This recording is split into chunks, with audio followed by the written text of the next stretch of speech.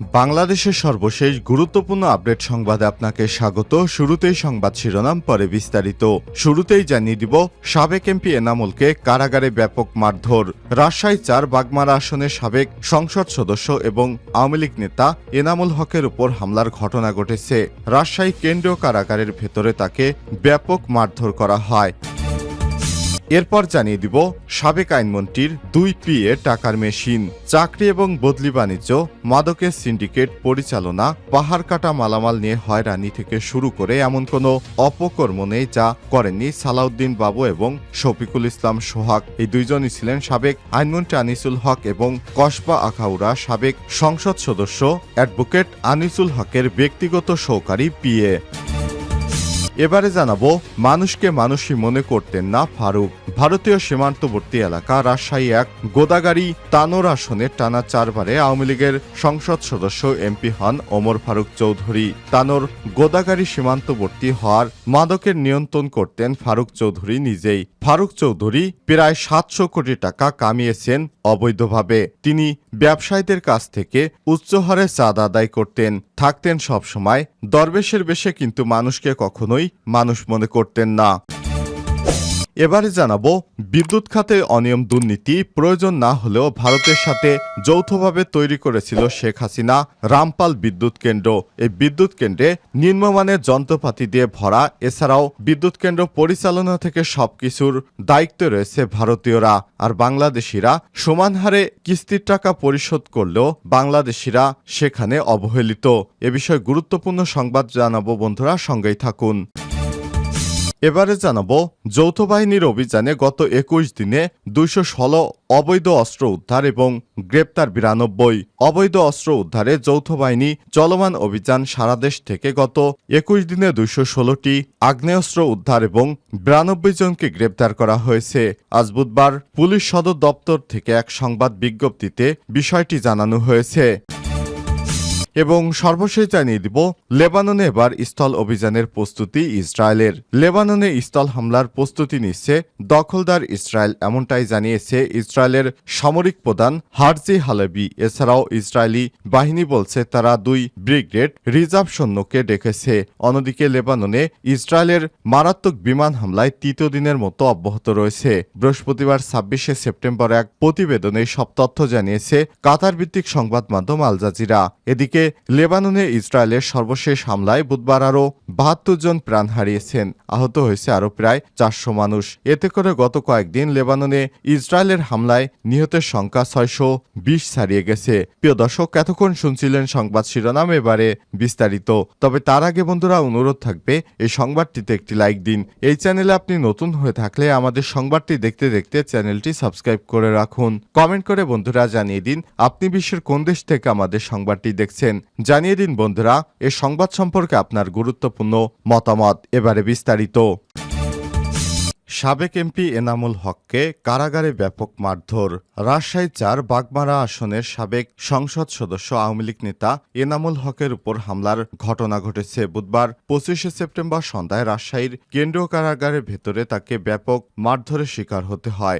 গ্রেপ্তারের পর তিনি কারাগারে যে সেলে আছেন ওই সেলে থাকা কয়েকজন কয়েদি তার উপর হামলা চালিয়েছে বলে কারাগার সূত্র থেকে নিশ্চিত করা হয়েছে। পরে এনামুল রাজশাহী মেডিকেল কলেজ হাসপাতাল রামেকে প্রাথমিক চিকিৎসা দেয়া হয়। রাজপাড়া থানার এসআই কাজল নন্দী জানান, রাতে সাবেক এমপি এনামুল হককে কারাগার থেকে রামেক হাসপাতালে নিয়ে আসা হয়েছে। তখনই তিনি জানিয়েছেন কারাগারের ভেতরে তার উপর কয়েকজন কয়েদি মিলে হামলা করেছে। এতে ধস্তাধস্তির ঘটনা ঘটে। রাজশাহী মেডিকেল কলেজ হাসপাতালের জরুরি বিভাগের চিকিৎসক ডাক্তার জাহিদুল ইসলাম জানিয়েছেন ওনার মাথায় আঘাতের চিহ্ন ছিল। কয়েদিরা তাকে মারধর করে কারা পুলিশ বিষয়টি নিশ্চিত করেছে। প্রথমে তাকে কারা হাসপাতালে চিকিৎসা দেওয়া হয়। অবস্থার অবনতি হলে কারা কর্তৃপক্ষ রামেক হাসপাতালে স্থানান্তর করে। সেখানে চিকিৎসা দিয়ে আবারও কারাগারে পাঠানো হয়েছে তাকে। গত 23শে সেপ্টেম্বর সাবেক এমপি এনামুল হকের জামিন নামঞ্জুর করে কারাগারে পাঠায় রাজশাহী সিনিয়র জুডিশিয়াল ম্যাজিস্ট্রেট প্রথম আলোর বিচারক হাদিউজ্জামান। গত 16ই সেপ্টেম্বর রাজধানীর আদাবরে নিজ বাড়ি থেকে তাকে গ্রেপ্তার করে র্যাবের একটি দল। জানা যায় গত 5ই আগস্ট বাগমারায় ছাত্র জনতার আন্দোলনে হামলা এবং বিস্ফোরক দ্রব্য আইনের মামলায় তাকে গ্রেপ্তার দেখিয়েছে এবং আদালতে হাজির করা হয়। এ সময় আসামি পক্ষের আইনজীবীরা এনামুলের জামিন আবেদন করেন। শুনানি শেষে আদালত পুলিশের উপস্থিতি এবং বর্তমান পরিস্থিতি বিবেচনায় তার জামিন নামঞ্জুর করে তাকে কারাগারে পাঠানোর নির্দেশ দেয়। এনামুল হক রাজশাহী ৪ আসন থেকে 2008, 2014 ও 2018 সালে আওয়ামী লীগের মনোনয়নিত সংসদ সদস্য নির্বাচিত হয়েছিলেন। তবে 2024 সালে মনোনয়নপত্র না পেয়ে স্বতন্ত্র প্রার্থী হয়ে পরাজিত হন। সাবেক আইনমন্ত্রীর 2 পিএ টাকার মেশিন, চাকরি ও বদলি বাণিজ্য, মাদকের সিন্ডিকেট পরিচালনা, পাহাড় কাটা, মামলা দিয়ে হয়রানি থেকে শুরু করে এমন কোনো অপকর্ম নেই যা করেননি আলাউদ্দিন বাবু ও শফিকুল ইসলাম সোহাগ। দুইজনই ছিলেন সাবেক আইনমন্ত্রী আনিসুল হক এর ব্যক্তিগত সহকারী পিএ। গত 1 দশকে বানিয়েছেন ঢাকা এলাকায় একাধিক ফ্ল্যাট, প্লট, বহুতল ভবন ও কোটি কোটি টাকার সম্পদ। এসব এলাকা জুড়েই ফেসবুকে চলত সোহাগ বাবুর বন্দনা। তবে বেশিরভাগ মানুষই ছিল তাদের অত্যাচারে বিক্ষুব্ধ, তবে নিশ্চুপ। ধারণা করা হচ্ছে শেখ হাসিনা সরকারের পতনের পর দুইজনই বিদেশে পালিয়ে গেছেন। 2013 সালে কিছুটা ভালো থাকার নিশ্চয়তার জন্য বাবু পাড়ি জমান বাহরাইনে। এসএসসি পাশ করতেও একাধিকবার পরীক্ষা হলে বসতে হয়েছে বাবুকে। আনিসুল হক প্রথমবার বিনা প্রতিদ্বন্দ্বিতায় সংসদ সদস্য এবং মন্ত্রী হওয়ার কয়েক মাসের মধ্যে দেশে ফিরে আসেন বাবু। মন্ত্রীর বাসার কাজের লোক হিসেবে তার যাত্রা শুরু হয়। মন্ত্রীর গুলশান অফিসে যাওয়া আসা ছিল এমন কয়েকজন জানান, 2015 থেকে 2018 সালে মন্ত্রীর অফিসে চা পরিবেশন করতেন বাবু। মাত্র 500 বা 1000 টাকা পেলেই খুশি হতেন তিনি। একসময় বান্ডিল ছাড়া নিতেন না। মন্ত্রীর সাবেক এপিএস রাশেদুল কাউসার কসবা উপজেলা পরিষদের চেয়ারম্যান হওয়ার পর বাবু হয়ে ওঠেন সবকিছুর হর্তাকর্তা। 2018 সালে পিএ পদে নিয়োগ দেওয়ার পর বাবু অন্যরূপে বেরিয়ে আসতে শুরু করে। সাবেক এই আইনপন্ডিত চাচাতো ভাই শফিকুল ইসলাম ভূঁইয়া বলেন, বাবু এবং সোহাগের অপকর্মের কথা বলে শেষ করা যাবে না। কি হতো না হতো তার ইশারায় সবই হতো। তিনি অপকর্মের হোতা। তাদের অত্যাচারের ক্ষোভে মন্ত্রীর বাড়িটাও আগুন দিয়ে পুড়িয়েছে এলাকাবাসী। 10 বছর বাবু সোহাগের ভয়ে এলাকায় কথা বলতে পারেনি কেউ। এ কারণে ক্ষোভেরই বহিঃপ্রকাশ করেছে সবাই।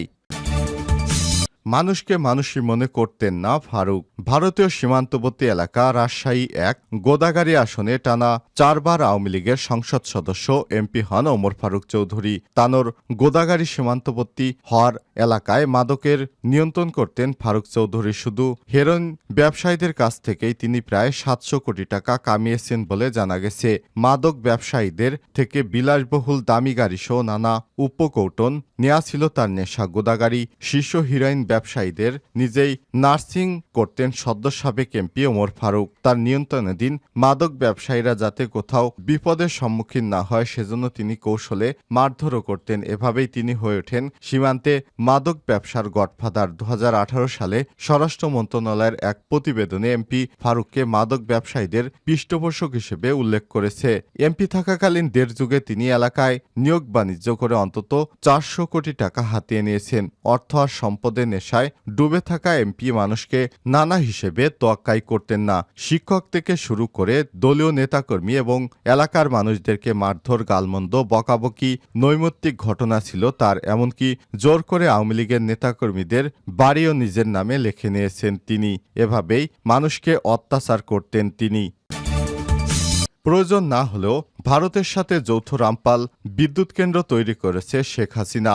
বাংলাদেশ ভারতের সমান সমান মালিকানায় গড়ে উঠেছে বাংলাদেশে রামপাল বিদ্যুৎ কেন্দ্র। কেন্দ্রটি নির্মাণ থেকে শুরু করে ঋণের কিস্তি পরিশোধ সবকিছুই করা হচ্ছে সমান হারে। কিন্তু কেন্দ্রটির পরিচালনায় লোকবল নিয়োগ থেকে শুরু করে সার্বিক তত্ত্বাবধান সহ সবকিছুতেই রয়েছে ভারতের আধিপত্য। শুধু তাই নয়, নিম্নমানের যন্ত্রপাতি ব্যবহারের কারণে কেন্দ্রের উৎপাদন ক্ষমতা ঘন ঘন বন্ধ রাখতে হচ্ছে। আর এই ত্রুটি মেরামতে যে বিদেশি পরামর্শক নিয়োগ প্রতিষ্ঠান দেওয়া হয়েছে সেটিও ভারতের মালিকানাধীন। প্রতিষ্ঠানটির নাম জার্মান ভিত্তিক প্রতিষ্ঠান সিমেন্স ইন্ডিয়া লিমিটেড। অথচ কারিগরি ত্রুটির কারণে ঘন ঘন বন্ধ থাকলেও ঠিকই কেন্দ্র ভাড়া দিতে হচ্ছে বাংলাদেশকে। ত্রুটি সরাতেও দফায় দফায় বাড়তি অর্থ ব্যয় করতে হচ্ছে, যার অর্ধেকই বহন করতে হচ্ছে বাংলাদেশকে। পার সেলের সাবেক ডিজি বিডি রহমতুল্লাহ বলেছেন, রামপাল বিদ্যুৎ কেন্দ্রের কারণে সুন্দরবনের অপূরণীয় অপ্রয়োজনীয় ক্ষতি হবে। শুরুতেই এই কেন্দ্র নিয়ে আশঙ্কা করা হলেও বিগত আওয়ামী লীগ সরকার তা